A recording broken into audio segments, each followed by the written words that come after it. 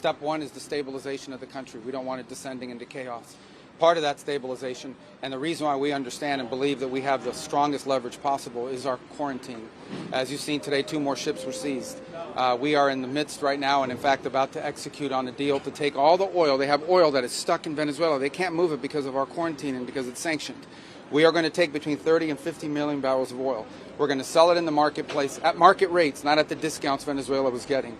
That money will then be handled in such a way that we will control how it is dispersed in a way that benefits the Venezuelan people, not corruption, not the regime. So we have a lot of leverage to move on the stabilization front. The second phase will be a phase that we call recovery, and that is ensuring that American, Western, and other companies have access to the Venezuelan market in a way that's fair. Also, at the same time, begin to create the process of reconciliation nationally within Venezuela so that the opposition forces can be amnestied and released and from prisons or brought back to the country and begin to rebuild civil society. And then the third phase, of course, will be one of transition.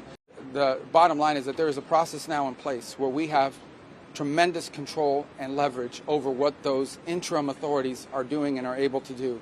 But obviously this will be a process of transition. In the end, it will be up to the Venezuelan people to transform their country. We are prepared under the right conditions, using the leverage that we have, which includes the fact that they cannot move any oil unless we allow them to move it to...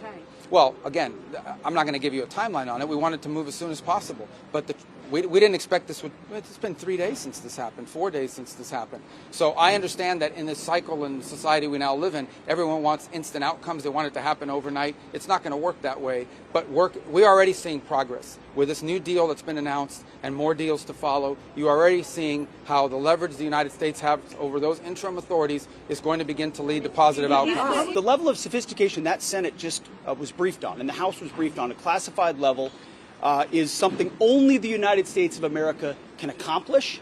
The world is taking notice of that. Certainly Venezuela is taking notice of that. And it continues because 2 oil tankers, 2 overnight, were seized by the United States of America, stateless or sanctioned, because the oil blockade, the quarantine of oil out of unsanctioned or stateless, sanctioned or stateless vessels continues. That leverage will continue, as Secretary Rubio outlined. So our military is prepared to continue this. As he said, the president, when he speaks, he means it. He's not messing around. We are an administration of action to advance our interests, and that is on full display. We're happy to brief the House.